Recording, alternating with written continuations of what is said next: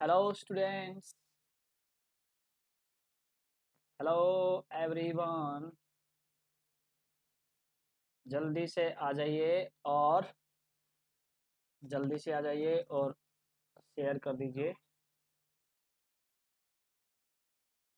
Hello everyone, जल्दी से आ जाइए और शेयर कर दीजिए। जी हाँ, शेयर कर दीजिए सभी। जल्दी से शेयर कर दीजिए, जल्दी से शेयर कर दीजिए। जल्दी से शेयर कर दीजिए।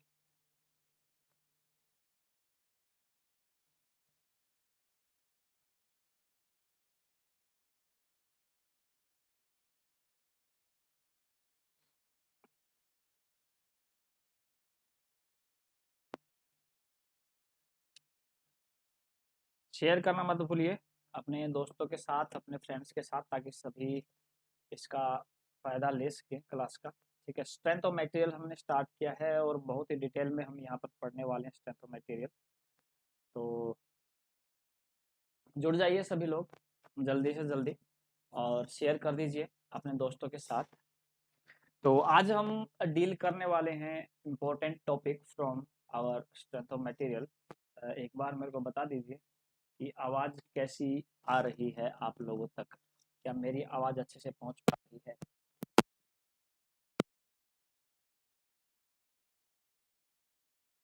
थोड़ा सा चेंजिंग करते हैं। तो बहुत बढ़िया सेशन ये होने वाला है, क्योंकि बहुत सी चीज़ें हैं जो आप लोगों को सीखने को मिलेंगी यहाँ पर। तो जल्दी से आ जाइए सभी लोग और फिर शुरू करते हैं हमारा आज का सेशन। और हमारा जो सब्जेक्ट चल रहा है, जैसा कि आप सभी को पता है, हमारा जो सब्जेक्ट चल रहा है वो है strength of materials. Strength of materials, that is SOM. इसको कहीं एमओएम भी बोलते हैं, मैकेनिक्स ऑफ मटेरियल भी बोलते हैं, अलग अलग नाम से ये सब्जेक्ट आपका जाना जाता है। जी हाँ, आज इसके बारे में हम डील करने वाले हैं, बहुत ही बढ़िया तरीके से इसको हम डील करने वाले हैं। तो जुड़ जाइए और कमेंट सेक्शन में अपने कमेंट्स जो है, कमेंट्स को विराजमान करते रहिएगा। आपने डाउट्स, अपने क्वेश्चन जो हैं वो आप कमेंट सेक्शन में डालते रहिएगा। जी हाँ, डालते रहिएगा कमेंट सेक्शन में अपने जो भी डाउट हैं। तो चलिए शुरू करते हैं। आज हम जो बात करने वाले हैं, देखिए जैसा कि आप लोग टॉपिक में ऑलरेडी रीड कर चुके हैं, today we are going to talk about load and moments. We are going to talk about loads and moments. Today we are going to talk about loads and moments. So let us try to understand. First of all, let us focus on load. तो पहली definition यही बनेगी कि what is load. Load क्या है, पहला question हमारा बनेगा। पहला क्वेश्चन अगर हमारा कोई बनता है तो एक मिनट रुकिएगा, there is some issue with the pen.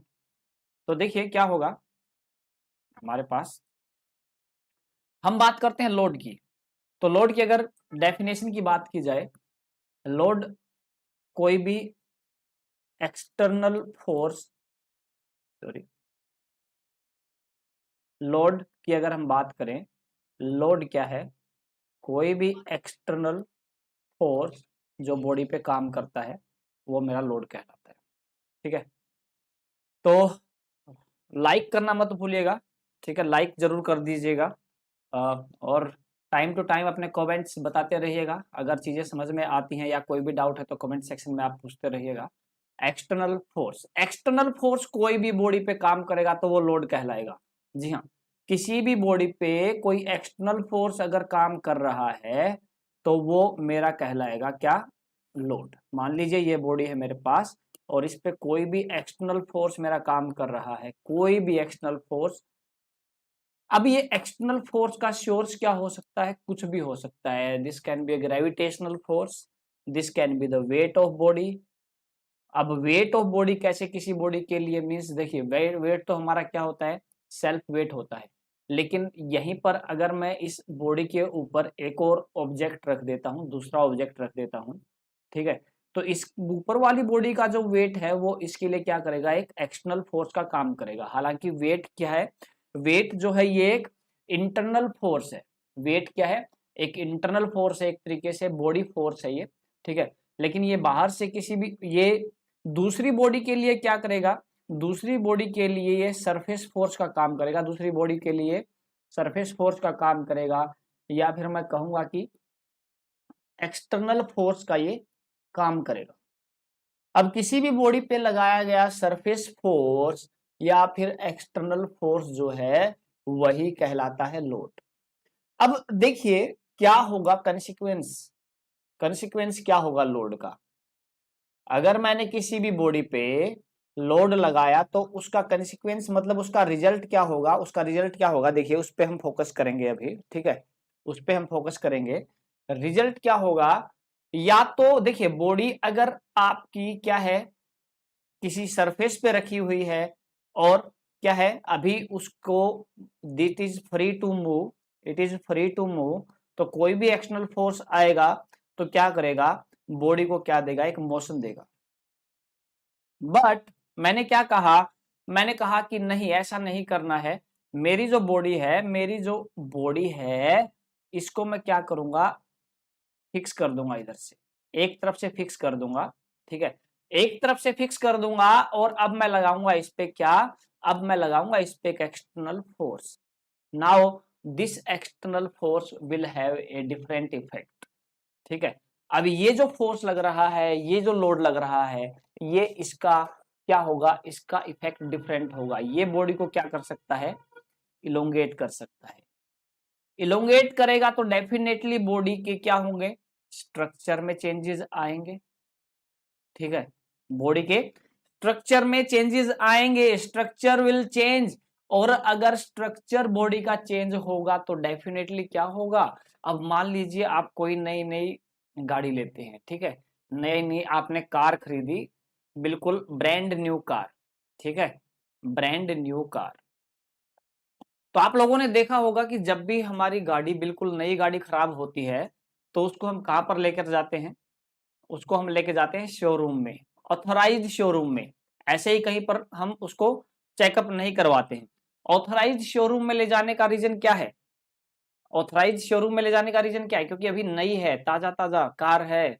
अगर इसमें कुछ भी पार्ट टूटा टूटा तो ये हमारे पास क्या रहेगा, ये हमारे फर्दर यूज का नहीं रहेगा, ठीक है, ये हमारे फर्दर यूज का नहीं रहेगा। क्यों, क्योंकि इसके बाद जैसे यहाँ पर कोई भी नट बोल्ट या कुछ भी कनेक्शन हमने एक बार ओपन कर दिया, एक बार कोई भी कनेक्शन, चाहे नट बोल्ट का हो, चाहे परमानेंट ज्वाइंट हो, कोई भी चाहे टेम्परेरी ज्वाइंट हो, लेकिन एक बार अगर हमने उस ज्वाइंट को ओपन कर दिया है तो उसमें क्या होता है, जो आपकी ब्रांड न्यू कार है उसमें क्या हो जाता है, डेफिनेटली जो आपकी पैकिंग बंद होके आई थी कार की, जो बन के आई थी वो चीज नहीं रह जाती है, वो जो स्ट्रेंथ है उस ज्वाइंट में नहीं रह जाती है, ऐसा हम मानते हैं। इसीलिए हम हमेशा शोरूम पे लेके जाते हैं, ऑथराइज्ड सर्विस स्टेशन पे लेकर जाते हैं और वहीं पर हम उसमें काम करवाना शुरू करते हैं। लेकिन जैसे ही पुरानी होती है तो फिर हम कहीं पर भी चेकअप करवा लेते हैं, ठीक है, कहीं पर भी हम चेकअप करवा लेते हैं। एक तरीके से क्या हो गया,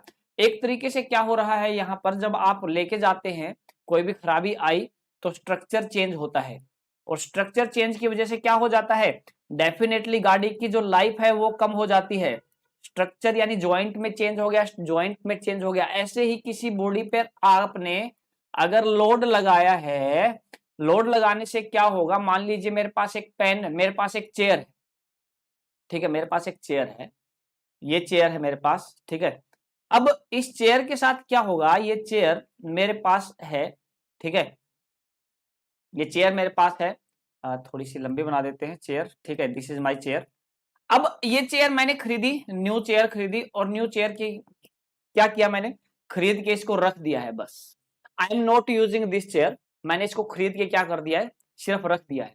अब चेयर को रखने से क्या होगा, चेयर को रखने से क्या होगा, ये कई सालों तक इसका कुछ नहीं बिगड़ेगा, कई सालों तक इसका कुछ नहीं बिगड़ेगा। लेकिन जैसे ही आपने यूज करना स्टार्ट किया, जैसे ही यूज करना स्टार्ट किया, मतलब इस पे आपने बैठना स्टार्ट किया, बैठना स्टार्ट किया तो डेफिनेटली इस पे क्या हो गया, एक एक्सटर्नल फोर्स काम करना स्टार्ट कर दिया।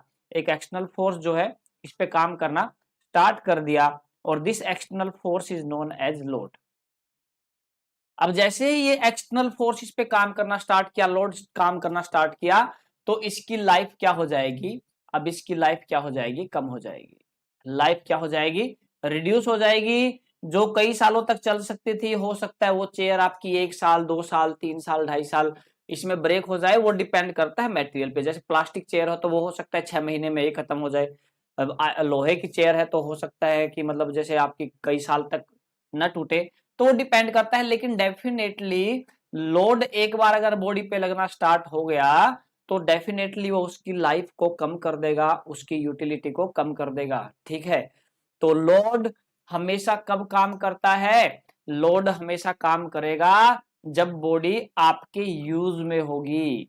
अगर बॉडी यूज हो रही होगी तभी, अगर आपने सिंपल बॉडी को रख दिया कहीं पर तो उस पर कोई भी लोड काम नहीं करता है। तो हमने क्या कहा, लोड की वजह से लाइफ लाइफ लाइफ लाइफ क्या हो जाती है, कम हो जाती है। हाँ जी बिल्कुल, लाइफ कम हो जाती है लोड के लगते ही। तो ये तो बात हुई लोड की। ठीक है, लोड एक एक्सटर्नल फोर्स है। अब दूसरी बात हम करते हैं कि लोड की यूनिट क्या होगी। ठीक है, एक बड़ा इंपॉर्टेंट ये पॉइंट बड़ा कॉमन है। एसआई यूनिट कॉमन जैसे क्या है, फोर्स ही होता है, तो इसीलिए मेरे पास क्या हो जाएगा, इसकी एसआई यूनिट न्यूटन हो जाएगी। सीजीएस यूनिट की बात करेंगे तो क्या हो जाएगी, ये मेरे पास डाइन हो जाएगी। ठीक है, और डायमेंशन फॉर्मूला जैसा कि हम जानते हैं कि 1 newton is equal to mass into acceleration, that is 1 kg into 1 metre per second square. F is equal to mass into acceleration से हम डिनोट करते हैं। तो यहाँ पर मेरे पास क्या हो जाएगा, dimension formula ml t-2। This is my load, this is my load. ठीक है, तो ये मेरा क्या हो गया, ये मेरा हो गया है लोड, किसी भी बॉडी पे काम करने वाला। और हमने देखा कि लोड की वजह से लाइफ क्या हो सकती है, रिड्यूस हो सकती है, कम हो जाती है बॉडी की।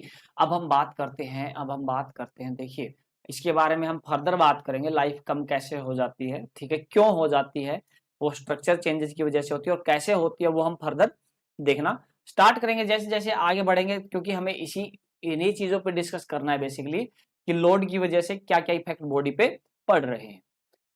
लेकिन उससे पहले I would like to classify load. What are the different types of load, classification of load की हम यहां पर बात करेंगे। लोड को क्लासिफाई करना है, हाँ जी, लोड को क्लासिफाई करना है तो कैसे कर सकते हैं। ठीक है, स्ट्रेंथ ऑफ मटेरियल आपका सब्जेक्ट चल रहा है, आज हमारा फर्स्ट लेक्चर स्टार्ट हुआ है। आज हम जो पढ़ने जा रहे हैं वो लोड्स एंड मोमेंट के बारे में आज हम पढ़ने जा रहे हैं। उसमें हमने लोड्स के बारे में पढ़ा, लोड क्या होता है, उसके बाद हम क्लासिफिकेशन पे आए हैं। तो क्लासिफिकेशन के कई तरीके हो सकते हैं। क्लासिफिकेशन का जो लोड का है वो टाइम बेसिस पे भी हो सकता है, टाइम बेसिस पे भी हो सकता है। सेकंड, एरिया ऑफ एक्शन के बेसिस पे भी हो सकता है, एरिया ऑफ एक्शन के बेसिस पे भी हो सकता है।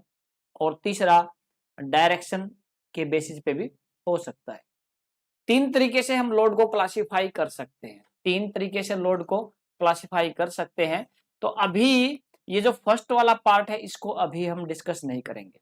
ठीक है, फर्स्ट वाले पार्ट को हम डिस्कस नहीं करेंगे, इसको आने वाले किसी चैप्टर में हम स्पेशल डिस्कस करेंगे। लेकिन मैं आपको बता देता हूं कि टाइम बेसिस पे आपके जो लोड होते हैं वो बेसिकली एक स्टैटिक लोड होता है और दूसरा आपका एक डायनामिक लोड होता है। ठीक है, स्टैटिक लोड में फर्दर 2 कैटेगरी होती हैं, जिसमें आपका एक डेड लोड होता है। डेड लोड वो होता है जो टाइम के साथ बिल्कुल भी चेंज नहीं होता है। ठीक है, जिसका मैग्नीट्यूड हमेशा कांस्टेंट रहेगा, जैसे वेट ऑफ बॉडी। और दूसरा मेरे पास हो जाएगा gradually applied load. Dynamic load में मेरे पास 2 टाइप के लोड होंगे, इसमें एक मेरे पास इम्पैक्ट लोड होगा और दूसरा जो मेरे पास होगा फटीग लोड होगा। ठीक है, फटीग होगा। ठीक है, जो इसको साइक्लिक लोड भी हम बोल देते हैं, साइक्लिक लोड भी बोल देते हैं। तो इनके बारे में एक एक करके हम डिटेल पढ़ेंगे। लेकिन इस चैप्टर में जो हम फोकस करने वाले हैं, इस चैप्टर में, इस पर्टिकुलर चैप्टर में जो हम फोकस करने वाले हैं वो हम डायरेक्शन बेसिस पे करने वाले हैं। एरिया ऑफ एक्शन के बेसिस पे भी अगर आप क्लासिफिकेशन देखें, देखिए एरिया ऑफ एक्शन के बेसिस पे भी अगर आप क्लासिफिकेशन को देखें तो एरिया ऑफ एक्शन के बेसिस पे भी अगर आप क्लासिफिकेशन को देखें तो हमारे पास बड़ा ही सिंपल है। जैसे हमारा कंसंट्रेटेड पॉइंट लोड हो सकता है। अगर मैं कंसंट्रेटेड पॉइंट लोड की बात करूंगा तो वो क्या होगा, किसी भी पॉइंट पे काम कर रहा होगा। सेकंड अगर मैं बात करता हूं जैसे कि uniformly distributed load, uniformly distributed load है हमारे पास, यूनिफॉर्म डिस्ट्रीब्यूटेड लोड है। कॉपी पेन आप लोग साथ में लेके बैठिए, साथ में लिखिएगा, ठीक है। यूडीएल है, ये यूडीएल हमारे पास हो गया है। इसको ऐसे भी दिखा सकते हैं या इस तरीके से भी आप इसको शो कर देते हैं। तो ये आपका एसएफडी बीएमडी में आएगा, तो इसलिए मैं अभी इसके बारे में ज्यादा बात नहीं कर रहा हूं। उसके बाद मेरे पास आता है uniformly varying load, uniformly varying load. ये लोड कैसा होता है कि एक जगह से दूसरी जगह की तरफ वेरी करता है बहुत ज्यादा, ठीक है। तो अभी इसके बारे में देखिए, एक से दूसरे प्लेस की तरफ यूनिफॉर्मली वेरी कर रहा है, यूनिफॉर्मली इंक्रीजिंग है, यानी सेम रेट से क्या हो रहा है, इंक्रीज हो रहा है। सेम रेट से क्या हो रहा है, इंक्रीज हो रहा है, सेम रेट से इंक्रीज हो रहा है। तो इसके बारे में हम जो एसएफडी बीएमडी का हमारा चैप्टर आएगा तो वहां पर हम इसके बारे में डील करेंगे। एसएफडी बीएमडी के लिए काफी इंपॉर्टेंट है, एसएफडी बीएमडी।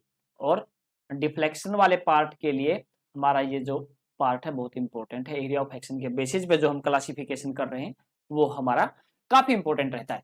अब अगर हम बात करते हैं, जो भी नए स्टूडेंट हैं वो लाइक करना, शेयर करना और सब्सक्राइब करना मत भूलिएगा चैनल को। स्ट्रेंथ ऑफ मटेरियल आप लोगों के लिए पढ़ाई जा रही है। स्ट्रेंथ ऑफ मटेरियल यहाँ पर हम जो कवर करने वाले हैं वो आपका गेट, आईईएस, हर एक लेवल तक हम आपको लेकर जाएंगे। गेट, ईएससी, जेई, एई, जो भी एग्जाम की आप प्रिपरेशन कर रहे हैं, यहाँ से आप स्ट्रेंथ ऑफ मटेरियल को कवर कर सकते हैं for both the branches, civil and mechanical. दोनों के लिए आप इस लेवल की जो स्ट्रेंथ ऑफ मटेरियल है वो आपको यहाँ पर पढ़ाई जाएगी। तो आप अपने दोस्तों के साथ शेयर कीजिए, दोस्तों को बताइए इसके बारे में, ठीक है। अब हम बात करते हैं हमारा सबसे इंपॉर्टेंट पार्ट। जी हाँ, सबसे इंपॉर्टेंट पार्ट कौन सा है, सबसे इंपॉर्टेंट पार्ट कौन सा है, डायरेक्शन बेसिस पे क्लासिफिकेशन। अब डायरेक्शन बेसिस पे क्लासिफिकेशन ही तो सॉम है, पूरी सॉम यही है, ठीक है। डायरेक्शन के बेसिस पे क्लासिफिकेशन में पूरी की पूरी सॉम भरी है आपकी। मान लीजिए कि यहां से आपकी सॉम शुरू हो गई है, ठीक है। तो शुरुआत करते हैं। देखिए, डायरेक्शन के बेसिस पे अगर हमें क्लासिफाई करना है, ध्यान से देखिएगा, बिल्कुल ध्यान से देखिएगा। ये मेरे पास बॉडी है और यहां पर अगर आप फोर्सेस की बात करें तो फोर्सेस आप कैसे लगा सकते हो, कैसे लगा सकते हो, कैसे लगा सकते हो, कैसे लगा सकते हो, जी हाँ कैसे लगा सकते हो। देखिए, ये लगा दिया मैंने फोर्स, और इस फोर्स की खास बात क्या है, ये जो फोर्स है, ये जो फोर्स है, इसकी जो लाइन ऑफ एक्शन है, इसकी जो लाइन ऑफ एक्शन है वो क्या कर रही है, जो आपका सरफेस, जो आपका क्रॉस सेक्शन, जो भी आपका एरिया है, एरिया ऑफ क्रॉस सेक्शन है, ये ध्यान से देखिए, ये एरिया ऑफ क्रॉस सेक्शन है। जी हाँ, ये मेरा एरिया ऑफ क्रॉस सेक्शन है, ये मैंने इसको लाइन से डिनोट कर दिया है। तो ये वाला जो फोर्स है ये इसके परपेंडिकुलर है, बिल्कुल 90 डिग्री का एंगल यहाँ पर बना रहा है। तो मैं क्या कहूंगा कि ये वाला फोर्स मेरा जो है acting perpendicular to the cross section, ये वाला मेरा फोर्स जो है perpendicular to the cross section और एरिया काम कर रहा है। और ऐसे फोर्स को जो किसी भी सरफेस के परपेंडिकुलर एक्ट करेगा, किसी भी सरफेस के साथ 90 डिग्री का एंगल बनाएगा, उसको मैं बोलता हूं, उसको मैं नाम देता हूं, क्या नाम देता हूं, ये मेरा कहलाता है नॉर्मल लोड। कौन सा लोड, नॉर्मल लोड कहलाता है, ठीक है। कौन सा लोड कहलाता है, नॉर्मल लोड कहलाता है। जी हाँ बिल्कुल। देखिए, ये तो हमारी हुई पहली कहानी, ठीक है। अब दूसरी कहानी पर आ जाते हैं। दूसरी कहानी क्या होगी? अब की बार जो हमारे पास लोड होगा वो अब की बार जो हमारे पास लोड होगा वो अब की बार सरफेस के परपेंडिकुलर काम न करके कैसे काम करेगा? अब की बार जो काम करेगा ये करेगा इसके पैरेलल में। पैरेलल में काम करेगा, पैरेलल में काम करेगा तो पैरेलल में काम करवा देते हैं। ये लगा दिया मैंने इसके पैरेलल में। अब की बार ध्यान से देखेंगे, ध्यान से देखेंगे, ध्यान से देखेंगे line of action of force या फोर्स को देखेंगे तो फोर्स कहाँ है? फोर्स फोर्स फोर्स हमारा कहाँ है? Parallel to the surface, parallel to the surface या क्रॉस सेक्शन या एरिया। यहां पर मैं ये भी कह सकता हूं ये क्या है? लाइन ऑफ एक्शन क्या होती है? लाइन ऑफ एक्शन एक्चुअली वो लाइन है जिसके अलोंग हम किसी भी फोर्स के इफेक्ट को स्टडी करते हैं। वो लाइन जिसके अबाउट, जिसके साथ, जिसके अलोंग हम फोर्सेज की इफेक्ट की स्टडी देखते हैं, स्टडी करते हैं, या फिर जिस लाइन के अलोंग फोर्सेज के इफेक्ट होते हैं उसको हम बोलते हैं लाइन ऑफ एक्शन। और आपकी जो लाइन ऑफ एक्शन है वो क्या कर रही है? कोइंसाइड कर रही है या फिर लाई कर रही है किसके? In the plane of cross section, plane of cross section यानी क्रॉस सेक्शन के ऊपर ही रखी हुई है लाइन ऑफ एक्शन। यानी ताश के पत्ते, ताश के पत्ते आप लोगों ने देखे होंगे, ताश के पत्तों पे हम काम करेंगे। ताश के पत्तों पे क्या होगा? एक पैरेलल फोर्स लगाइए, ताश के पत्तों पे आपने एक पैरेलल फोर्स लगाया तो क्या होता है? यहाँ पर ऊपर हाथ रखकर आप ऐसे ऐसे ऐसे इसको धकेलेंगे, ऐसे इसको धकेलेंगे ऐसे करके, तो यहां पर मेरा ये सरफेस है, इसके पैरेलल फोर्स लग रहा है, पैरेलल फोर्स लग रहा है, पैरेलल फोर्स लग रहा है। ऐसे फोर्स को क्या बोलते हैं? ऐसे फोर्स को क्या बोलते हैं? ऐसे फोर्स को बोलते हैं, ऐसे फोर्स को बोलते हैं, ऐसे फोर्स को बोलते हैं transverse shear load. Transverse shear load, transverse shear load याद रखिए, ट्रांसवर्स शियर लोड। आगे जाके मैं इसको ट्रांसवर्स भी नहीं बोलूंगा, आगे मैं शियर लोड बोलूंगा, लेकिन इसका पूरा नाम क्या है? Transverse shear load. तो हमारे पास दो फोर्स हो गए, दो लोड हो गए डायरेक्शन बेसिस पे। एक कहता है कि मैं परपेंडिकुलर एक्ट करूंगा बॉडी के, दूसरा कहता है कि मैं पैरेलल एक्ट करूंगा। ठीक है, तो आई होप कि ये दोनों पार्ट आपको अच्छे से क्लियर हैं। तो एक बार कमेंट सेक्शन में मेरे को कमेंट करके बता दीजिए अगर यहां तक ये पार्ट आपको क्लियर है कि नॉर्मल लोड क्या होता है, ट्रांसवर्स शियर लोड क्या होता है। ये डेफिनेशन हम यहां पर लिख चुके हैं। जो भी पैरेलल टू क्रॉस सेक्शन होगा, जो भी पैरेलल टू क्रॉस सेक्शन होगा वो कहलाएगा शियर लोड, और जो भी परपेंडिकुलर होगा वो कहलाएगा मेरा नॉर्मल लोड। तो अगर चीजें क्लियर हैं, टॉपिक क्लियर है, तो एक बार कमेंट सेक्शन में कमेंट करके मुझे बता दीजिए। ठीक है, अभी अभी अभी अभी कहानी खत्म नहीं हुई है। जी हाँ, अभी क्लासिफिकेशन की कहानी खत्म नहीं हुई है, अभी कहानी लंबी चलेगी। अभी कहानी में बहुत कुछ बाकी है, देखिए जाइए। ठीक है, इस कहानी को देखते जाइए, कहानी को देखते जाइए, बहुत अच्छी कहानी है। ठीक है, स्ट्रेंथ ऑफ मटेरियल की कहानी है। तो यहाँ पर हम लोड की कहानी यहाँ पर पढ़ रहे हैं, लोड के क्लासिफिकेशन की कहानी पढ़ रहे हैं। ठीक है, तो देखते जाइए। अभी अब क्या होगा कि आपने कहा मेरा लोड काम करेगा इसके परपेंडिकुलर।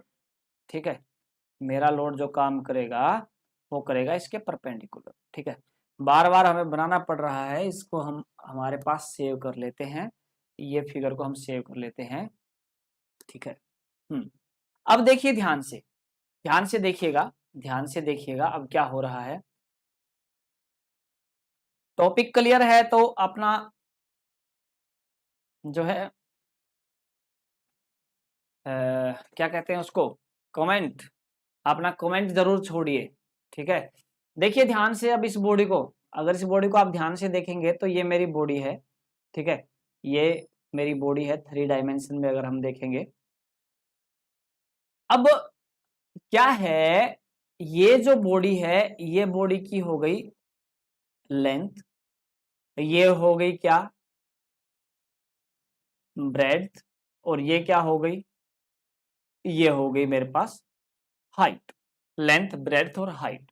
अब मैंने क्या किया, मैंने एक लाइन ड्रॉ की, एक लाइन ड्रॉ की कैसे, कि बॉडी के इस सेंटर की और बॉडी पे जो इस एरिया पे सेंटर है, इन दोनों को मैंने एक सिंगल लाइन से मिला दिया। क्या कर दिया, सिंगल लाइन से ऐसे इसको मिला दिया मैंने, ठीक है, ऐसे इसको मिला दिया है, ठीक है। तो यहां पर क्या होगा, ये मेरी जो बनेगी, इसको बोलता हूं मैं क्या, इसको क्या बोलता हूं, इसका नाम क्या है, इसका नाम है, इसका जो नाम है, इसका जो नाम है, ये लाल रंग से जो हमने बनाया है, लाल रंग से जो हमने बनाया, इसको बोलते हैं हम लॉन्गिट्यूडनल एक्सिस, लॉन्गिट्यूडनल एक्सिस, ठीक है। अब लेंथ कोई भी हो, चाहे हाइट हो, देखिए इसमें कुल मिलाकर 3 लॉन्गिट्यूडनल एक्सिस होंगी, एक लेंथ के अलोंग होगी, एक हाइट के अलोंग होगी, एक ब्रेड्थ के अलोंग होगी। और खास बात क्या होगी, खास बात इस लॉन्गिट्यूडनल एक्सिस की ये होगी कि ये सेंटर से पास हो रही होगी, डेफिनेटली ये जो है सेंटर से पास हो रही होगी, ठीक है, पूरी बॉडी के सेंटर से पास हो रही होगी, उसको हम लॉन्गिट्यूडनल एक्सिस बोलते हैं, ठीक है। अब ध्यान से देखिए, मैंने कहा कि मैं इस पे एक फोर्स लगाता हूं, फोर्स लगाया मैंने यहां पर मैंने फोर्स लगाया, देखिए यहां से पास हो रहा है, ये लॉन्गिट्यूडनल एक्सिस, एक्चुअली ये इनका पॉइंट का जंक्शन यहां बनना चाहिए हमारा बेसिकली। तो यहां पर मैंने क्या कहा, यहां पर मैंने एक लोड लगाया। अब इस लोड को ध्यान से देखिए, ये जो लोड है ये इस एरिया के परपेंडिकुलर है, परपेंडिकुलर है, बढ़िया बात है, बहुत अच्छी बात है कि परपेंडिकुलर है। तो पहली पहली बात हमारी क्लियर हो गई, पहली बात हमारी क्या क्लियर हो गई, पहला स्टेप हमारा क्लियर हो गया कि ये हमारा नॉर्मल लोड है, ये हमारा नॉर्मल लोड है, क्यों, क्योंकि ये परपेंडिकुलर डायरेक्शन में मेरा काम कर रहा है क्रॉस सेक्शन के, जी हाँ बिल्कुल नॉर्मल लोड हो गया। लेकिन इसमें एक और खास पॉइंट क्या है कि ये जो मेरा लोड है ये पास कर रहा है, passing through the longitudinal axis, longitudinal axis pass नहीं कर रहा तो मैं क्या कह देता हूं कि कोइंसाइड कर रहा है, कोइंसाइड कर रहा है, उसके साथ ही कोलिनियर है, किसी भी तरीके से मैं बोल सकता हूं, लेकिन किसी न किसी तरीके से लॉन्गिट्यूडनल एक्सिस से पास हो रहा है, यानी ये एक्सिस से पास हो रहा है, यानी ये सेंटर से पास हो रहा है। इसीलिए इसीलिए ये जो लोड है, ये जो नॉर्मल लोड है, ये जो नॉर्मल लोड है, इसको मैं बोलूंगा एक्सियल नॉर्मल लोड। क्या बोलूंगा, मैं बोलूंगा एक्सियल नॉर्मल लोड। क्यों, क्योंकि ये पास हो रहा है कहां से, ये पास हो रहा है एक्सिस से, सेंटर से पास हो रहा है, इसीलिए बोलूंगा एक्सियल नॉर्मल लोड। तो नॉर्मल लोड का क्लासिफिकेशन एक और आ गया, क्या, एक्सियल नॉर्मल लोड। बाद में हम इसको समराइज कर देंगे एक पेज पे, फिलहाल समझिए कि नॉर्मल लोड को मैंने डायरेक्शन बेसिस पर दो तरीके से क्लासिफाई किया, एक नॉर्मल लोड बोला, दूसरा मैंने बोला ट्रांसवर्स शियर लोड। अब नॉर्मल लोड भी मैंने क्या देखा कि मेरा जो लोड है वो एक्सिस से पास हो रहा है, एक्सिस से पास हो रहा है लॉन्गिट्यूडनल एक्सिस से, लॉन्गिट्यूडनल एक्सिस जिसके अबाउट पूरी बॉडी क्या है, पूरी की पूरी बॉडी सिमेट्रिक है, सिमेट्रिक है, सिमेट्रिक है, इसीलिए उसको लॉन्गिट्यूडनल एक्सिस, इसीलिए उसको मैं सेंट्रोइडल एक्सिस, सेंटर एक्सिस कुछ भी बोल सकता हूं, उसमें से पास हो रहा है, एक्सियल नॉर्मल लोड बन गया ये। अब देखते हैं, देखिए एक और केस, अब एक और केस देखिए, एक और केस देखिए, एक और केस देखिए, अभी देखते हैं एक और केस, जी हाँ, कहाँ गई हमारी इमेजेस, अरे इमेजेस आ जाइए, चलिए ये रही हमारी इमेज, इसको अब हम उठा के रख देते हैं यहाँ पर। अभी फिर से क्या होगा, फिर से मैं आप लोगों को बता देता हूं, ये यहां से ये जो पॉइंट है, इस पॉइंट को विपक्ष में, अपोजिट साइड में, विपक्ष में नहीं, अपोजिट साइड में, विपक्ष सरकार का होता है, यहाँ पर नहीं होगा, ये लॉन्गिट्यूडनल एक्सिस है, लॉन्गिट्यूडनल एक्सिस है, लेकिन अब की बार मेरा लोड क्या कर रहा है, अब की बार मेरा लोड क्या कर रहा है, अब की बार मेरा लोड अब की बार मेरा लोड पास नहीं हो रहा लॉन्गिट्यूडनल एक्सिस से, मना कर रहा है, साफ साफ मना कर दिया है। लॉन्गिट्यूडनल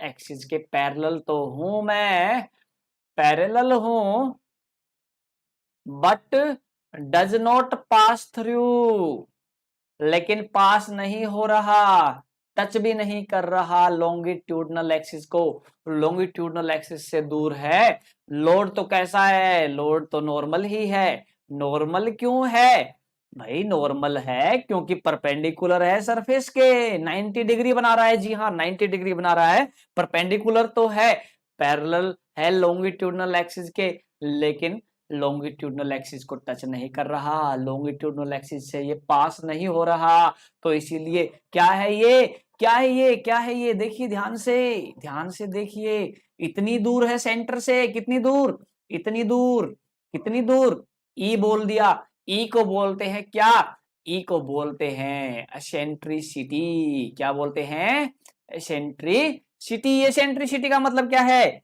एसेंट्रिसिटी का मतलब होना, उसका मतलब है सेंटर से दूर, सेंट्रिक, एसेंट्रिक। अरे माइंड सेंटर में नहीं होता, देखो इंग्लिश भी सिखाता हूँ आज आप लोगों को मैं, एक अंग्रेजी का भी वर्ड सिखा देता हूँ, डीडीए में काम आएगा, ठीक है। अंग्रेजी का वर्ड सीख लो एक, एसेंट्रिक। एसेंट्रिक कौन होता है, जिसका दिमाग सेंटर में ना हो, ठीक है, दिमाग सेंटर में ना हो, मतलब जो का नॉर्मल माइंड ना हो जिसका, ठीक है, उसको बोलते हैं एसेंट्रिक।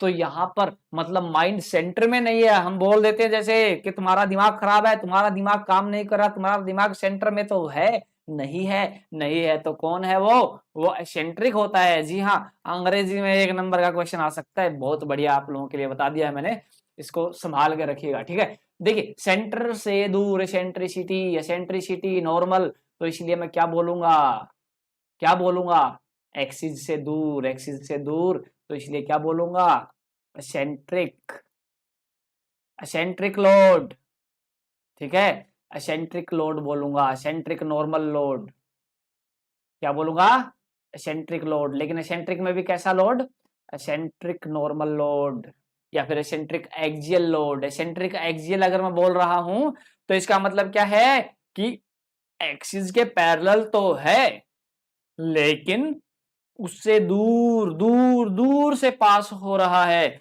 उसके दूर से जा रहा है, लेकिन उसके पैरेलल तो है, सेंटर से दूर है, इसीलिए बोला इसको मैंने एसेंट्रिक एक्सियल लोड, या फिर मैं बोलूंगा एसेंट्रिक नॉर्मल लोड। तो कुल मिला के मेरे पास नॉर्मल लोड कितने टाइप का हो गया, नॉर्मल लोड मेरे पास 2 टाइप का हो गया। एक मेरे पास हो गया एक्सियल लोड, जो कि परपेंडिकुलर तो होगा पर सेंटर से पास नहीं होगा, लॉन्गिट्यूडनल एक्सिस से पास नहीं होगा। दूसरा मेरे पास हो गया नॉर्मल तो है लेकिन सेंट्रिक एक्सियल है, सेंटर से पास नहीं होता है। क्या इसके अलावा भी कोई पॉसिबिलिटी है नॉर्मल लोड के केस में, जी हाँ एक पॉसिबिलिटी और है, एक पॉसिबिलिटी और है, एक पॉसिबिलिटी और है कि जो मेरा लोड काम करेगा, मेरा जो भी लोड काम करेगा, मेरा जो भी लोड काम करेगा, मेरा जो भी लोड काम करेगा, ये कैसा होगा, ये इस तरीके से काम कर रहा है, ध्यान से देखिए, इस तरीके से काम कर रहा है, यहाँ पर ये जो काम कर रहा है ये इस तरीके से काम कर रहा है। क्या, एक एक तो सरफेस के बाहर की तरफ है, दोनों नॉर्मल है, परपेंडिकुलर है, लेकिन एक सरफेस के अंदर काम कर रहा है, एक सरफेस पे बाहर की तरफ काम कर रहा है। ऐसे लोड को हम क्या बोलते हैं, ऐसे लोड को हम बोलते हैं, ऐसे लोड को हम क्या बोलते हैं, ऐसे लोड को हम बोलते हैं कंप्रेसिव लोड। और ऐसे लोड को क्या बोलते हैं, टेंसाइल लोड। जो टेंशन लेके आएगा बॉडी में वो टेंसाइल लोड, जो कंप्रेशन लेके आएगा वो कंप्रेसिव लोड, ठीक है। सिंपल क्लासिफिकेशन है, टेंशन लेके आएगा तो टेंसाइल है, कंप्रेशन लेके आएगा तो कंप्रेशन है। टेंशन में मॉलिक्यूल दूर दूर होते हैं, कंप्रेशन में पास पास होते हैं, पास पास होते हैं। ठीक है। तो नॉर्मल लोड को हमने यहाँ पर क्लासिफाई किया एक और तरीके से, किस किस में, एक कंप्रेसिव लोड हो गया, एक टेंसाइल लोड हो गया। ये तो आपके फेवरेट रहते हैं हमेशा से ही, ठीक है। आपसे पूछा जाएगा तो आप ये जवाब तो बड़ी आसानी से दे देंगे कि नॉर्मल लोड दो टाइप के होते हैं, कंप्रेसिव और टेंसाइल। चलिए कोई बात नहीं, तो ये तो हुआ हमारे पास नॉर्मल लोड का केस, ठीक है। अब एक बार ट्रांसवर्स शियर को भी संभाल लेते हैं, ठीक है। उसको हमने साइड में रख दिया है, तो अब जरा उसको भी संभाल लेते हैं। वो कहता है transverse shear load. Transverse shear load के बारे में हम ऑलरेडी बोल चुके हैं। क्या बोल चुके हैं? हम बोल चुके हैं भाई, ये तो क्रॉस सेक्शन के पैरेलल लगेगा। हमने बोल दिया ये तो क्रॉस सेक्शन के पैरेलल लगेगा। अब पैरेलल लगेगा तो क्या हमारे पास लॉन्गिट्यूडनल एक्सिस है ही नहीं? अरे लॉन्गिट्यूडनल एक्सिस तो अभी भी हमारे पास है भाई, लॉन्गिट्यूडनल एक्सिस तो अभी भी हमारे पास है। तो क्या क्या क्या तो क्या शियर लोड को भी पास करवा सकते हैं लॉन्गिट्यूडनल एक्सिस से? जरा देखें, ये मेरी लॉन्गिट्यूडनल एक्सिस इस पॉइंट से पास हो रही है। मैंने कहा एक काम करते हैं, मेरा शियर लोड लगा देता हूं और इसी पॉइंट से पास करवा देता हूं। देखिए बड़े ध्यान से देखिए, ये मेरा क्रॉस सेक्शन है भाई। अब की बार क्रॉस सेक्शन मेरा कौन सा है? अब की बार जिसकी मैं बात कर रहा हूं वो क्रॉस सेक्शन कौन सा है? वो वाला क्रॉस सेक्शन ये है। और इस क्रॉस सेक्शन पे तो ये जो मेरा लोड लग रहा है ये कैसा है? ये मेरा लोड, ये तो इसके पैरेलल है, ये लोड तो इसके पैरेलल है। साथ में क्या कह रहा है? साथ में ये लोड कह रहा है कि मैं कहां से गुजरूंगा? I am passing through the longitudinal axis. Passing through the longitudinal axis. Longitudinal axis यानी सेंटर से तो पास हो रहा है। क्या एक्सियल बोलेंगे? नहीं, यहां पर जो शियर लोड है, ऐसे शियर लोड को हम सिंपली सिर्फ शियर लोड से ही पुकारते हैं। कहीं पर भी मैंने टर्म यूज की क्या? Shear load. शियर लोड का मतलब क्या है? शियर लोड, अगर अकेला शियर लोड मैंने बोल दिया तो आंख बंद करो और हमारा जो लोड है उसको पैरेलल लगाओ क्रॉस सेक्शन के, और उसकी लॉन्गिट्यूडनल एक्सिस से गुजरवा दो, गुजार दो, उसको पास कर दो भाई। जाओ तुम जाओ। शियर लोड का मतलब यही है। और दूसरा मेरे पास क्या आएगा? ऐसे ही मेरे पास क्या होगा? ऐसे ही मेरे पास एक एसेंट्रिक शियर लोड भी आ जाएगा। एसेंट्रिक शियर लोड मतलब फिर से मतलब क्या हुआ? फिर से मतलब लॉन्गिट्यूडनल एक्सिस का केस आया। लेकिन अब की बार जो मेरा लोड है वो यहां से पास नहीं हो रहा, यहां से पास नहीं हो रहा अब की बार नहीं पास हो रहा भाई, सेंटर से पास नहीं हो रहा है। आप लोग को अगर सारा कंसेप्ट फंडा क्लियर है तो कमेंट सेक्शन में अपनी उपस्थिति जरूर दर्ज करवा एक बार, ठीक है।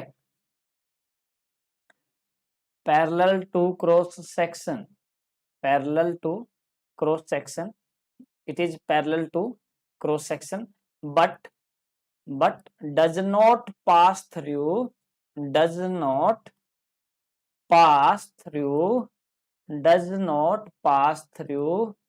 longitudinal axis, does not pass through longitudinal axis away from the center। फिर से सेंट्रिसिटी मतलब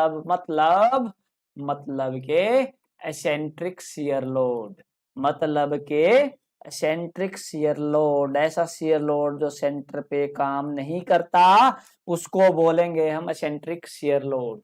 अब अगर यहां तक सारा फंडा क्लियर है तो एक बार मेरे को बता दीजिए।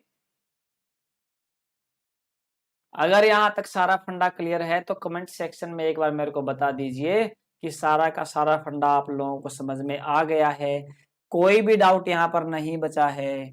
तो एक बार मेरे को बता दीजिए,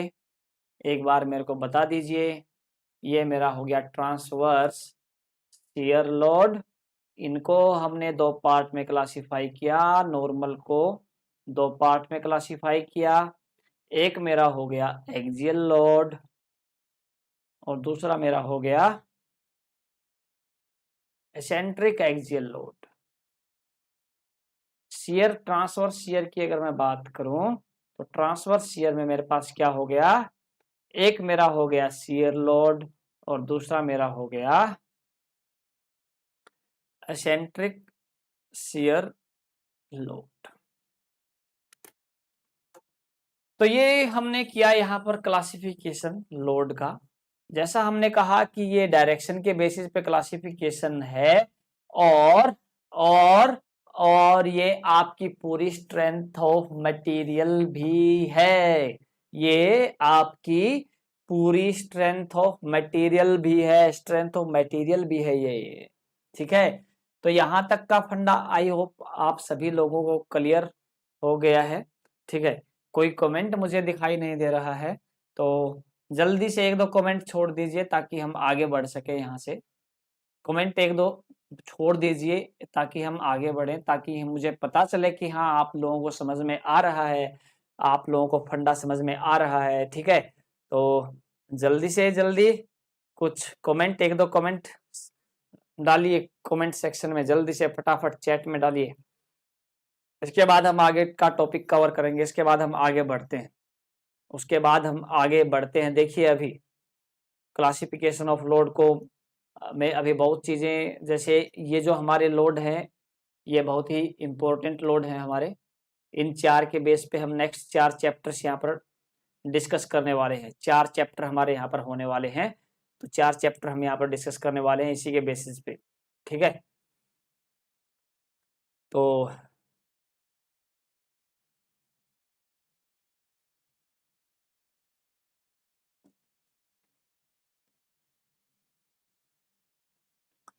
चलिए आगे बढ़ते हैं।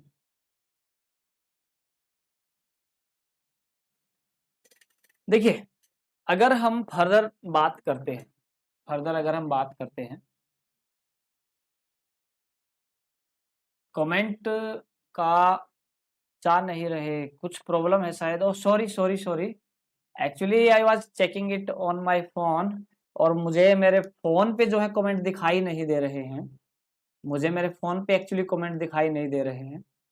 ओके, दैट्स वाई जो प्रॉब्लम हो रही है, इसीलिए मैं रीड नहीं कर पा रहा था। मुझे लगा कमेंट नहीं आ पा रहा है। ठीक है, इसलिए मुझे लगा कि कमेंट नहीं आ रहा है। ठीक है, तो ये मुझे, तो चलिए अब थोड़ा सा और आगे बढ़ते हैं, आगे बढ़ते हैं थोड़ा सा और। There was some problem with my phone network. ये फोन की कहानियां ऐसी हैं। ठीक है, कभी धोखा दे जाते हैं, कभी साथ देते हैं, तो ये कहानियां चलती रहती हैं, चलती रहती हैं, चलती रहेंगी। चलिए आज हम आपको एक कंसेप्ट समझाते हैं। लोड का कंसेप्ट हमने समझाया, अब हम आपको सब कंसेप्ट समझाते हैं मोमेंट का कंसेप्ट।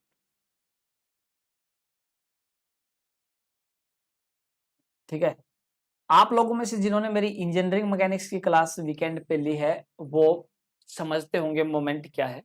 ठीक है, लेकिन आज वही डिटेल में यहाँ पर आप लोगों के साथ डील शेयर करूंगा। क्योंकि देखिए क्या होता है, स्टूडेंट्स के पास कन्फ्यूजन नॉर्मली क्या रहते हैं, स्टूडेंट्स के पास कन्फ्यूजन रहते हैं कि टॉर्क हो गया, एक आपका बेंडिंग मोमेंट हो गया,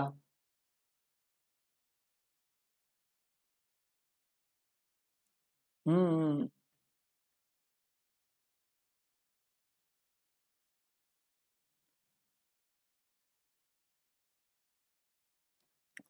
टॉर्क हो गया, आपका बेंडिंग मोमेंट हो गया। ठीक है, टॉर्क हो गया, बेंडिंग मोमेंट हो गया। इसके बाद जैसे हमारे पास क्या रहता है, मोमेंट हो गया। इनको लेके बड़ा कंफ्यूजन रहता है कि ये है क्या भला। ठीक है, बेंडिंग मोमेंट की बात सभी करते हैं, लेकिन बेंडिंग मोमेंट क्या होता है ये कोई भी क्लियरली नहीं बता पाता है, कोई भी स्टूडेंट क्लियरली नहीं बता पाता है। तो देखिए आज हम बहुत ही डिटेल में इसके बारे में बात करने वाले हैं।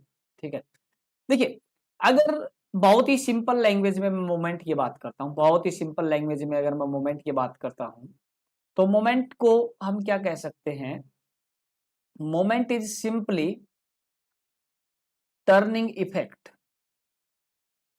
अगर मैं मोमेंट ऑफ फोर्स कहता हूं, मान लीजिए मैं कहता हूं moment of force, moment of force कह रहा हूं, तो मैं कह सकता हूं कि turning effect of force is the moment, turning effect of force is the moment.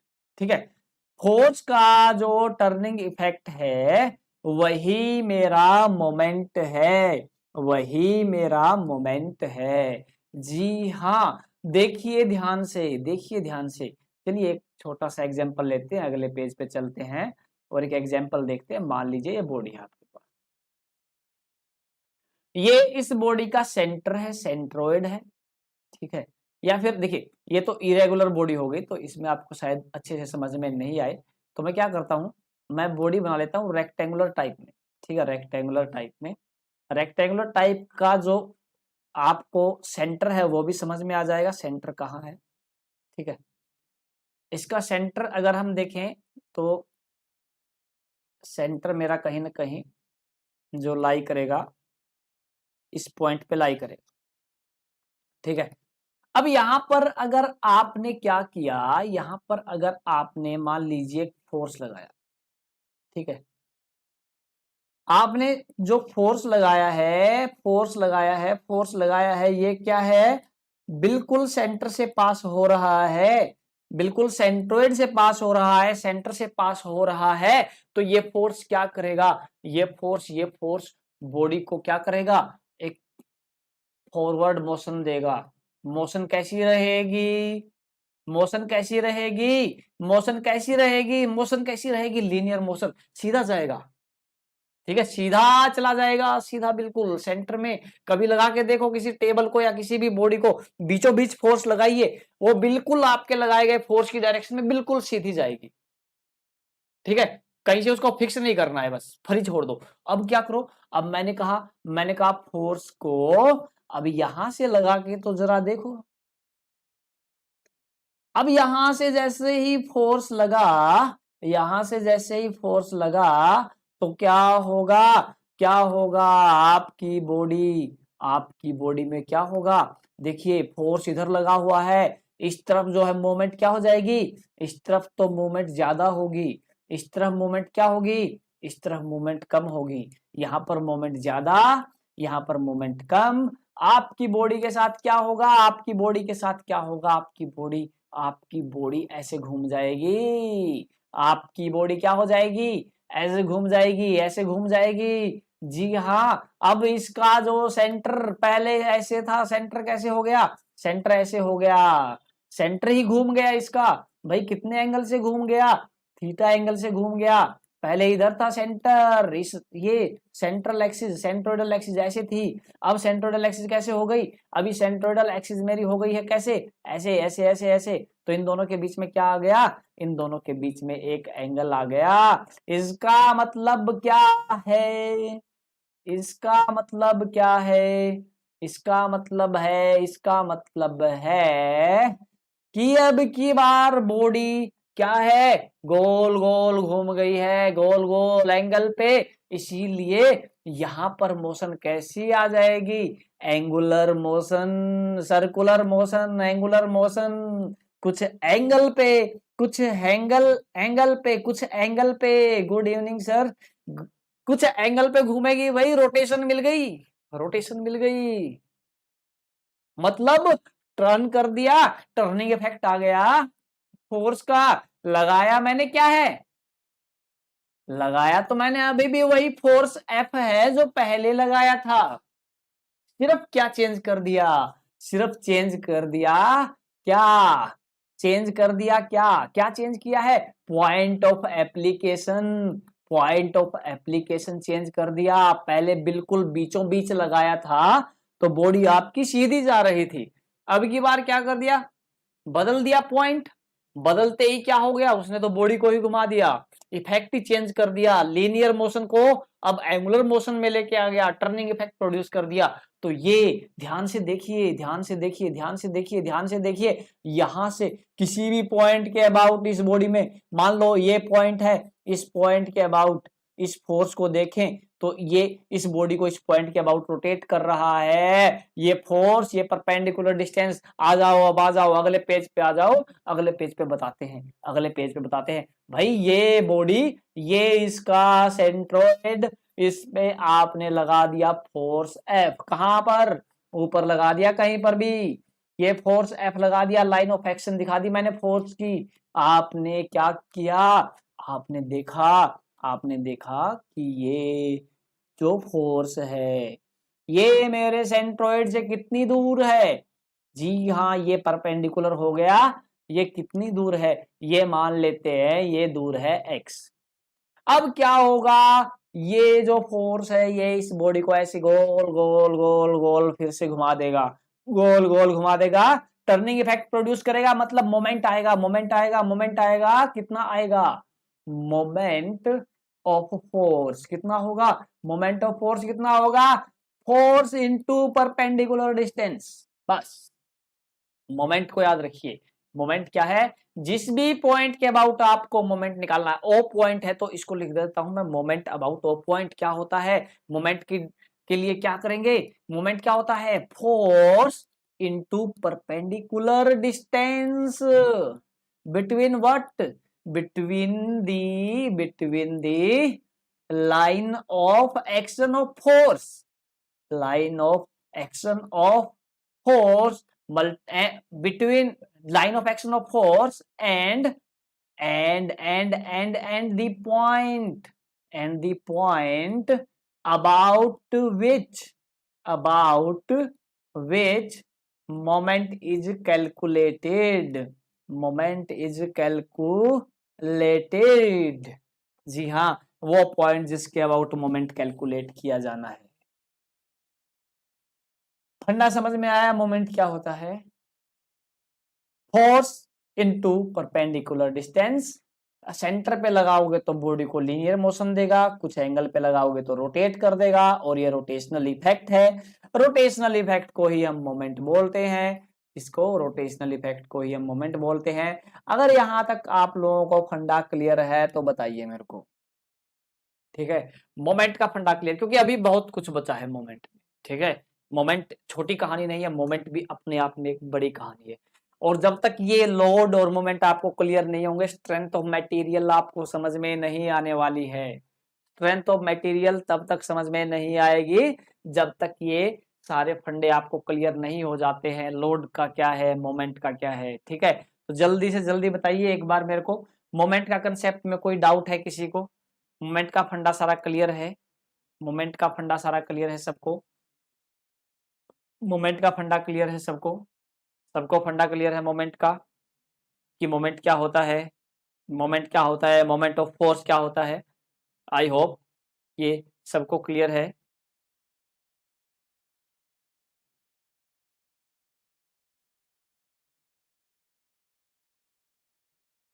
चलिए, अब देखिए एक दो फंडा और आज मैं डिस्कस करूंगा आप लोगों के साथ। ठीक है, एक दो फंडामेंटल्स और हम डिस्कस करेंगे मोमेंट के। देखिए, sense of moment, sense of moment. देखिए मोमेंट क्या है? मोमेंट जो है आपका एक वेक्टर क्वांटिटी है। मोमेंट क्या है? वेक्टर क्वांटिटी है। तो वेक्टर क्वांटिटी है तो डेफिनेटली ये जो मोमेंट मेरा होता है ये एक्चुअली क्या होता है वेक्टर फॉर्म में, अगर हम देखें r into F, force into perpendicular distance, तो ये वेक्टर प्रोडक्ट होता है r और f का। तो मोमेंट की अगर आपको डायरेक्शन कोई निकालने को बोलता है, वेक्टर क्वांटिटी है तो अगर डायरेक्शन निकालने को बोलता है तो आप राइट हैंड थंब रूल का यूज कर सकते हैं। ठीक है, if we curl our finger in the direction of r and f, then finger will our thumb will point, जो हमारा थंब है वो मोमेंट की डायरेक्शन की तरफ क्या करेगा?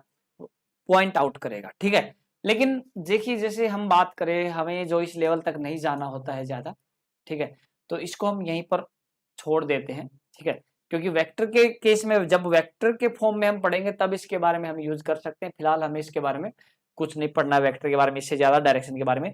लेकिन कई बार हम क्या करते हैं कि सेंस को डायरेक्शन अज्यूम कर लेते हैं। सेंस क्या है, सेंस क्या है, सेंस क्या है कि मान लीजिए बॉडी है, इस बॉडी पे इस पॉइंट से मैंने क्या कर दिया, इसको हिंज कर दिया है। इस पॉइंट पे मैंने क्या कर दिया, इसको वो पॉइंट पे हिंज कर दिया है। हिंज करने के बाद मैंने क्या किया, यहाँ पर एक फोर्स लगा दिया, यहाँ पर एक फोर्स लगाया F, और ये फोर्स F1 है, और ये एक और फोर्स मैंने लगाया इधर से, फोर्स F2। अब देखिए अगर डिस्टेंस की मैं चेक करूं भाई, इस पॉइंट के अबाउट मुझे मोमेंट निकालना है, तो ये मेरा x डिस्टेंस पे है, ये वाला जो मोमेंट है मेरा, ये जो लग रहा है ये फोर्स मेरा y डिस्टेंस पे लग रहा है, तो इसका जो मोमेंट होगा वो F1 इंटू वाई होगा, इसका जो मोमेंट होगा वो मेरा F2 इंटू, सॉरी ये हो जाएगा मेरा F1 इंटू एक्स हो जाएगा, ये मेरा हो जाएगा F1 इंटू एक्स, ये मेरा हो जाएगा F2 इंटू वाई, ये हो गया मेरा F1 इंटू एक्स, ये हो गया मेरा F2 इंटू वाई। अब ध्यान से देखिए ये जो फोर्स F1 है ये क्या कोशिश कर रहा है, ये ट्राई कर रहा है इस बॉडी को इस डायरेक्शन में रोटेट करवाने की। ये वाला फोर्स जो है इस पॉइंट के अबाउट देखे तो ये इस डायरेक्शन में रोटेट करवाने की कोशिश कर रहा है। देखिए ध्यान से, ये ऐसे ऐसे ऐसे ऐसे गोल गोल घुमाएगा, ये वाला कैसे घुमाएगा, ऐसे उल्टा उल्टा उल्टा। इसको बोलते हैं क्या है, क्या है, राइट में, राइट में जा रहा है, राइट में जा रहा है, इसको बोलते हैं क्लॉकवाइज मोमेंट। तो ये जो कई बार क्या होता है, कई बार हमसे बोल, और ये हमारा कैसा रहेगा, एंटी क्लॉकवाइज, एंटी क्लॉकवाइज। इसका एक और नाम है काउंटर क्लॉकवाइज, क्या, counter clockwise, counter clockwise, counter clockwise, उल्टा उल्टा घूमेगा। कई बार इसको डायरेक्शन बोल देते हैं कि डायरेक्शन, डायरेक्शन नहीं, ये डायरेक्शन नहीं है, ये सेंस है, सेंस है कि क्लॉकवाइज घूमेगा या एंटी क्लॉकवाइज घूमेगा। ठीक है, क्लॉकवाइज घूमेगा या एंटी क्लॉकवाइज घूमेगा, ठीक है, समझे बात को, क्लॉकवाइज घूमेगा या एंटी क्लॉकवाइज घूमेगा, ये मुझे यहां से पता चलेगा। अभी मैं इसके साइन कन्वेंशन की बात नहीं कर रहा, प्लस लेना है या माइनस लेना है वो वक्त आने पर हम देखेंगे।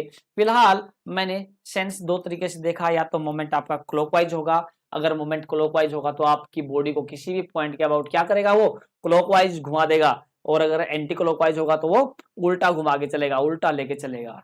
ठीक है, तो चलिए ये तो हमारी बात हुई सेंस की। इसके बाद एक छोटा सा कंसेप्ट, और आज का लास्ट कंसेप्ट आप लोगों के साथ में डिस्कस करूंगा मोमेंट के केस में। आज का लास्ट कंसेप्ट आप लोगों के साथ डिस्कस करूंगा। देखिए मान लीजिए आपके पास एक बॉडी है, ठीक है, आपके पास क्या है, बॉडी है, ठीक है। अब ये बॉडी पे अगर मैंने क्या किया, एक फोर्स F1 इस डायरेक्शन में लगाया, तो ये जो फोर्स है ये बॉडी को इस डायरेक्शन में मोशन देना चाहेगा, राइट साइड में। मैंने क्या किया, इसके अपोजिट दूसरी डायरेक्शन में मैंने क्या लगा दिया, बिल्कुल अपोजिट डायरेक्शन में एक और फोर्स लगा दी, ठीक है। अब क्या होगा, यहां पर तीन कंडीशन होंगी। पहला कंडीशन हो सकता है कि F1 आपका F2 से बड़ा हो।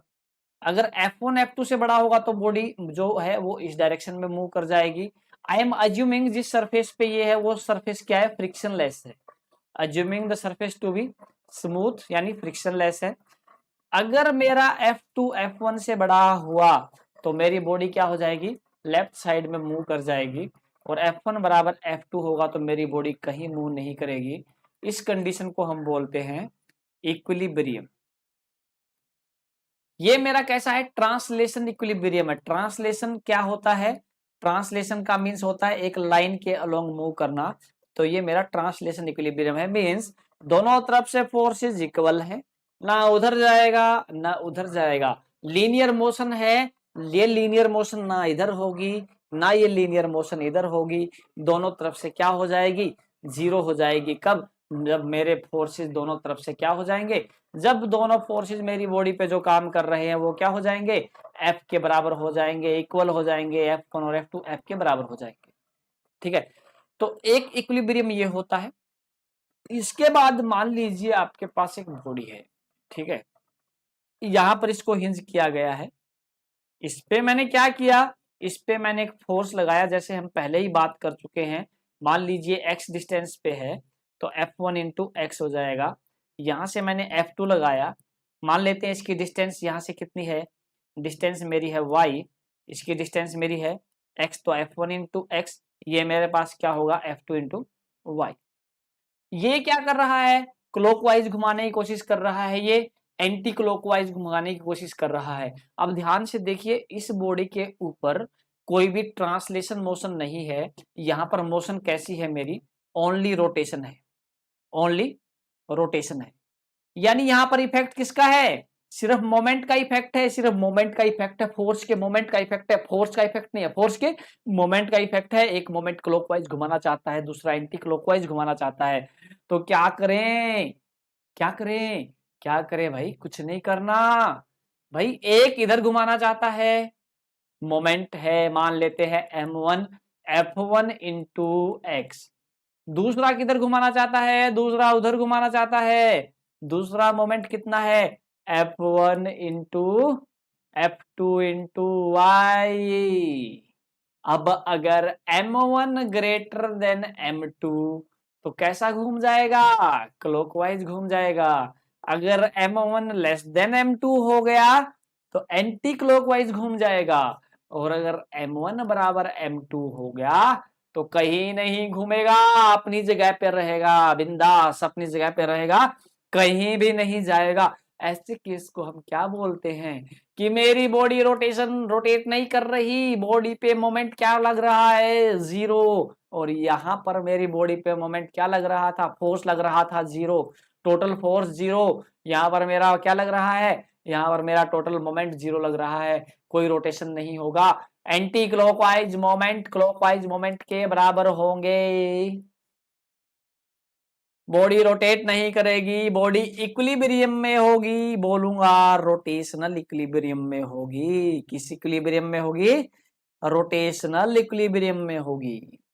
बॉडी किस में होगी, रोटेशनल इक्विलिब्रियम में। यानी बॉडी में दो तरीके की मोशन हो सकती है, लीनियर मोशन या फिर रोटेशनल मोशन। रोटेशनल मोशन अगर लीनियर मोशन में नहीं हुआ तो ट्रांसलेशन इक्विलिब्रियम, अगर रोटेशनल नहीं कर रही तो रोटेशनल इक्विलिब्रियम। और अगर दोनों एक साथ आ जाएं तो बॉडी आपकी किस में रहेगी, कंप्लीट इक्विलिब्रियम में रहेगी। कंप्लीट कौन सा, मैकेनिकल इक्विलिब्रियम। कंप्लीट इक्विलिब्रियम कौन सा कहलाएगा, ये मैकेनिकल इक्विलिब्रियम। मैकेनिकल इक्विलिब्रियम कौन सा होता है, मैकेनिकल इक्विलिब्रियम वो होता है जब बॉडी पे सारे फोर्सेज का सम जीरो है, सारे मोमेंट का सम जीरो है, ना कोई फोर्स काम कर रहा, ना कोई मोमेंट काम कर रहा, बॉडी अपनी जगह पे है, ना लेफ्ट घूम रही, ना क्लॉकवाइज घूम रही, ना एंटी क्लॉकवाइज घूम रही, ना ऊपर जा रही, ना नीचे जा रही, ना दाएं जा रही, ना बाएं जा रही, ना आगे जा रही, ना पीछे जा रही, उसको हम बोलेंगे मैकेनिकल इक्विलिब्रियम। Mechanical equilibrium. और स्ट्रेंथ ऑफ मटेरियल में हमारी बॉडी कैसे रहने वाली है, हमारी बॉडी रहने वाली है मैकेनिकल इक्विलिब्रियम में। क्यों, क्योंकि हमारी बॉडी क्या रहेगी, फिक्स रहेगी। फिक्स रहेगी तो खींचेंगे तो क्या होगा, ये अपनी जगह से नहीं हिलेगी, तो कैसी रहेगी, मैकेनिकल इक्विलिब्रियम में रहेगी। इक्विलिब्रियम का मतलब मोशन नहीं होगा, मोशन नहीं होगा मतलब बॉडी किस में रहने वाली है, स्टैटिक में, रेस्ट में। तो कहने का मतलब स्ट्रेंथ ऑफ मटेरियल हमारा किसका पार्ट हो गया, हमारे मैकेनिक्स के स्टैटिक पार्ट हो गया है, स्टैटिक का पार्ट हो गया स्ट्रेंथ ऑफ मटेरियल। हमारी बॉडी कहाँ रहने वाली है, रेस्ट पे रहने वाली है। ठीक है, तो ये अभी जस्ट ट्रेलर आप लोगों ने देखा है मोमेंट के लिए। ठीक है, मोमेंट का भी जस्ट ट्रेलर आप लोगों ने देखा है, अभी बहुत कुछ देखना बाकी है, पूरी फिल्म बाकी है अभी। तो फिल्म के साथ मिलेंगे अगले सेशन में। लोड एंड मोमेंट्स पे हमारा सेकंड सेशन रहेगा कल, लोड्स एंड मोमेंट्स पे कल हमारा सेकंड सेशन रहेगा। तो सभी लोग आइएगा, ज्वाइन कीजिएगा। ठीक है, और शेयर करना, सब्सक्राइब करना, लाइक करना, बस ये मत भूलना, share subscribe like, SSL LSS जो भी है, मतलब कैसे भी जोड़ लीजिए, LSS कर दीजिए, SSL कर दीजिए, SLS कर दीजिए, जो भी है, शेयर सब्सक्राइब लाइक करना मत भूलिए अपने दोस्तों के साथ, अपने फ्रेंड्स के साथ, और आप लोग भी अटेंड करना मत भूलिएगा। ठीक है, तो कल फिर मिलते हैं 11 बजे हमारे सेकंड पार्ट के साथ, लोड्स एंड मोमेंट्स पे। आज के लिए सभी को good night, take care everyone. Good night, take care everyone. Good night, take care everyone. तो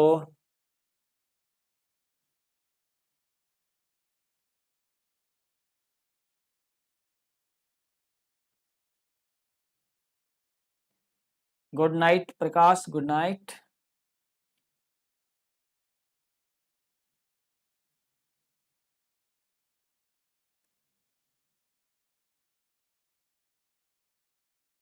गुड नाइट देव सभी को। अब अच्छे अच्छे मीठे मीठे सपने लीजिए रात में जाकर, और